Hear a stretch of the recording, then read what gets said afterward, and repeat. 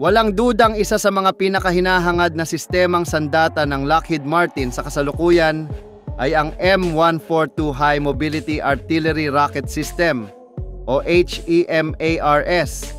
Maraming bansa sa buong mundo ang nagpahayag ng interes sa sistemang ito dahil sa napatunayang kahusayan, katumpakan at kadaliang ilipat nito sa iba't ibang sitwasyon ng labanan.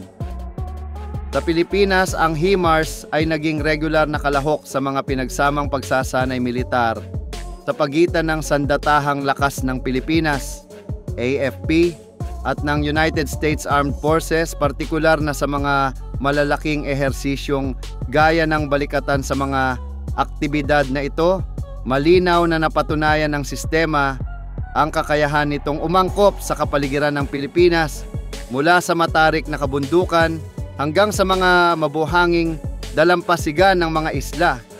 Ang mataas na antas ng mobility ng HIMARS ang isa sa mga dahilan kung bakit ito ay itinuturing na game changer sa larangan ng artilerya.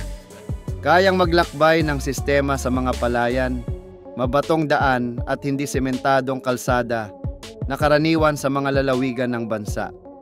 Maaari rin itong isakay sa mga Landing Craft Utility (LCU) para sa paglipat mula isla patungo sa ibang isla o i-airlift ng C-130 Hercules na nagbibigay dito ng kakayahang lumipat ng posisyon sa loob lamang ng ilang oras.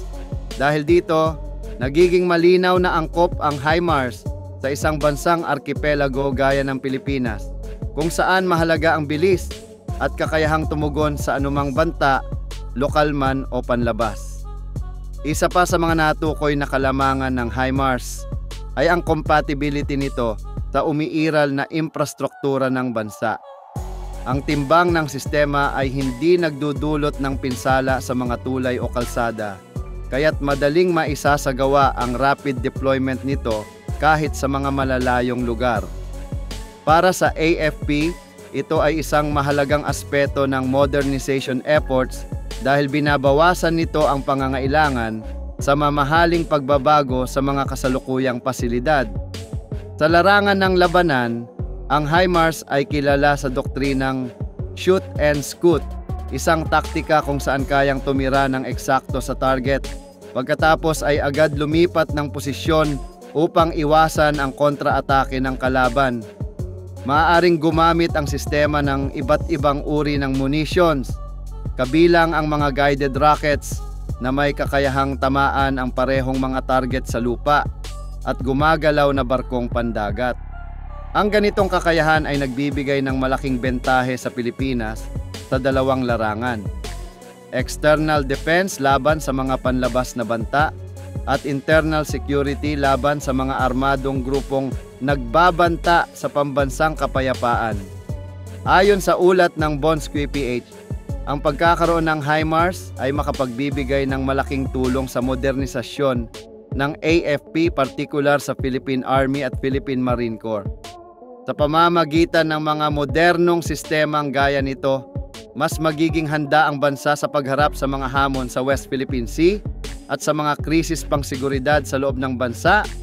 Dagdag pa rito, ang sistemang ito ay kayang mag-integrate sa mga umiiral na command and control systems ng Pilipinas na nagtitiyak ng epektibong koordinasyon sa pagitan ng mga sangay ng militar. Bagaman may kamahalan ang pagkuha ng HIMARS, kapansin-pansin din ang laki ng strategic value na maibibigay nito.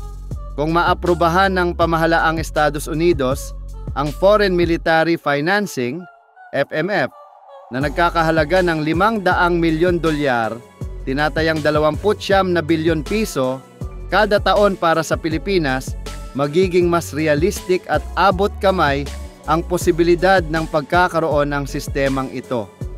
Sa katunayan, noong Agosto 2025, bumili ang Bahrain ng 4 na unit ng HIMARS kasama ang mga kagamitan at bala sa halagang katumbas din ng $500 milyon, isang patunay sa mataas na halaga at kahalagahan ng sistemang ito sa mga bansang nagsusulong ng modernong depensa.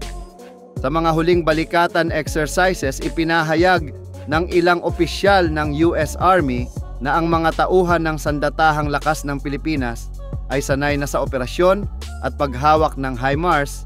Ang susunod na hakbang ayon sa kanila ay ang aktual na pagkuha at pagpapatupad ng sistemang ito sa arsenal ng bansa. Sa oras na ito ay maisakatuparan, inaasahang lalakas ng husto ang kakayahan ng AFP na magtanggol hindi lamang sa teritoryo, kundi pati sa mga mamamayan sa anumang sulok ng bansa. Sa kabuuan, ang HIMARS ay hindi lamang isang makabagong sandata, kundi isang strategic investment sa pambansang seguridad at kapayapaan. Ipinapakita ng mga ulat mula sa Bonsky PH na ang sistemang ito ay simbolo ng lumalalim na ugnayan sa pagitan ng Pilipinas at Estados Unidos, isang pakikipag-alyansa na layuning palakasin ang depensa ng bansa at tiyakin ang katatagan sa rehiyon ng Indo-Pacific.